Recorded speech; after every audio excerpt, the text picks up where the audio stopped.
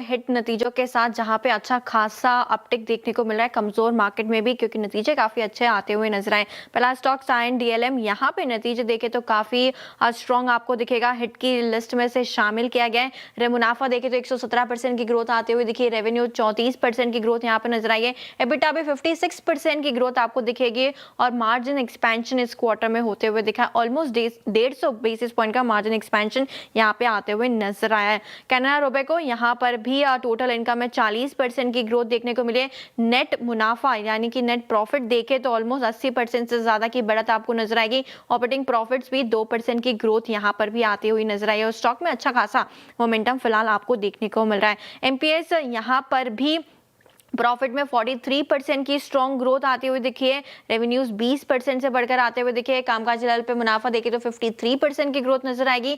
Margin 730 basis point का improvement इस quarter में नजर आया। ऑलमोस्ट 18-19% स्टॉक ऊपर है आज के कारोबारी सत्र में, लेकिन दूसरी तरफ कमजोर नतीजे और उसके बाद मार्केट ने यहाँ पे अच्छा खासा रिएक्शन भी दिया इन नंबर्स पर। मेड प्लस ऑलमोस्ट 15-16% का डाउनटेक यहाँ पे देखने को मिल रहा है। मुनाफे में 21% की कमजोरी, रेवेन्यू हालांकि 21% बढ़कर आते हुए दिखाएं, लेकिन कामकाजी लेवल पे मुनाफा देखें तो मात्र 2% की मजबूती नजर आएगी। मार्जिन में दबाव इस क्वार्टर में 140 बेसिस पॉइंट का। आवास फाइनेंशियल्स नेट प्रॉफिट 23% की बढ़त है।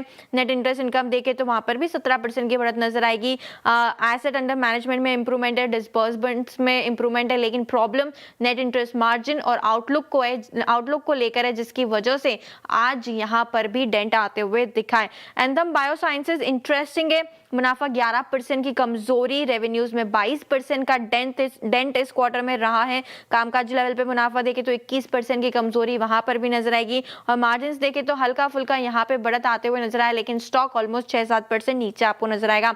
मास्टेक यहाँ पर भी कमजोर नतीजे, नेट प्रॉफिट बिल्कुल फ्लैट, रेवेन्यू में मात्र 5% की बढ़त, EBIT margin almost 100 basis point की कमजोरी यहाँ पर भी आती हुई दिखी है। सनटेक काफी इंटरेस्टिंग यार, निफ्टी रियलिटी देखे तो टॉप लूजर में दिखेगा और यहाँ पर रेवेन्यू में सिर्फ 1.5% की बढ़त नजर आई है। नेट प्रॉफिट देखे तो 26% की ग्रोथ दिखेगी, लेकिन जो प्री सेल्स का आंकड़ा है और जो कलेक्शन का आंकड़ा है वो अनुमान से कमजोर आते हुए नजर आए। इसी वजह से आज स्टॉक में डेंट आते हुए दिख रहा है।